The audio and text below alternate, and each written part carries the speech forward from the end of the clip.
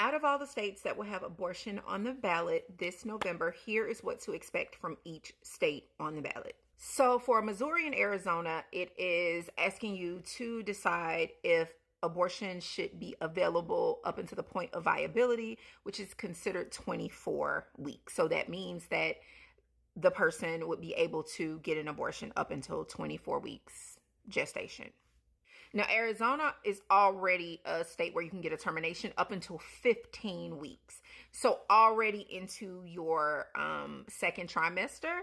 But apparently for a lot of people, that was not enough and they wanted to push it up to 24 weeks. And so if you vote no, you do not want this, it will remain at the 15 weeks. And if you vote yes, it'll go up to 24 weeks.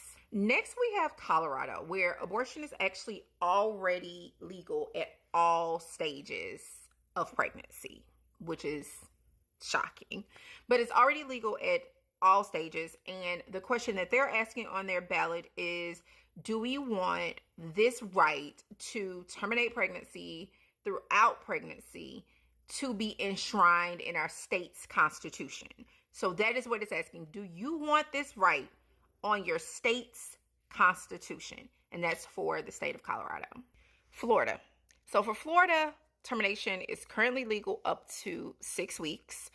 And the question on the ballot for Florida is to make it legal up until the point of viability, which they did not go into specification, but for most states, viability is 24 weeks. So that is the question for Florida.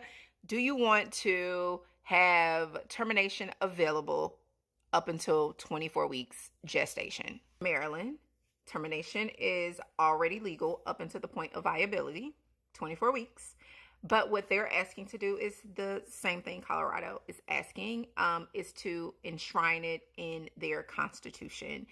This will always be the fact in Maryland. So if you say yes, that means you want termination rights to be protected forever under the Maryland Constitution. If you say no, then it'll remain as is up until the time of viability.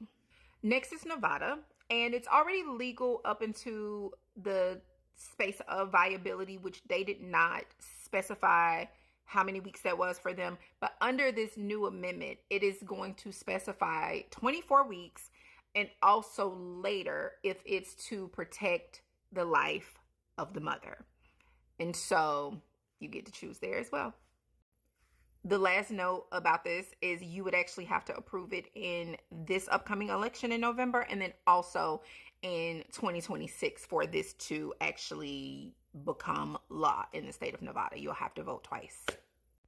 Next up is South Dakota. Now, for South Dakota, what they're looking to do is protect the right to termination in the first trimester. And for second trimester terminations, it would have to be mandated by state medical professionals only as a result, or if the child's mother's life is in danger. So you wouldn't be able to just electively do it in the second trimester. Your life would have to be in danger. As a conservative woman, a few of these make me quite ill, especially the ones where termination is allowed throughout pregnancy at any stage. That really breaks my heart. That said, conservatives, get out there and vote. If you do not want these to go into law in your state, then you need to get out there and ensure you are voting, especially those of you who are Christians. And this is why this is important. And this is one of the things that they tried to trip Trump up on when he was like, you guys don't vote. Just go vote. This will be the last time you got to do it. I know you don't want to vote. Just do it this time so we can fix things. And people will pull that one little piece and try to say, oh, he's saying he'll be a dictator. It's true.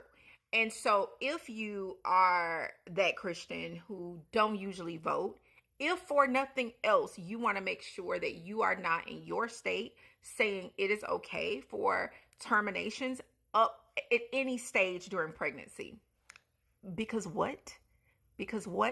Also, one of the things that I wish, if anything, is most of these weren't 24 weeks as opposed to 12. I feel like at 12 weeks, most people would be like, okay, that's first trimester, that's fine. But when we start talking about 24 weeks, absolutely not. For most of us. So conservatives, get out there and vote. If this is something that's important to you, get out there and vote, and yeah, make your voice be heard. And last but definitely not least, if you aren't following me on Twitter as of yet, I am the Red Revival, Stephanie Donegan. You'll see it there.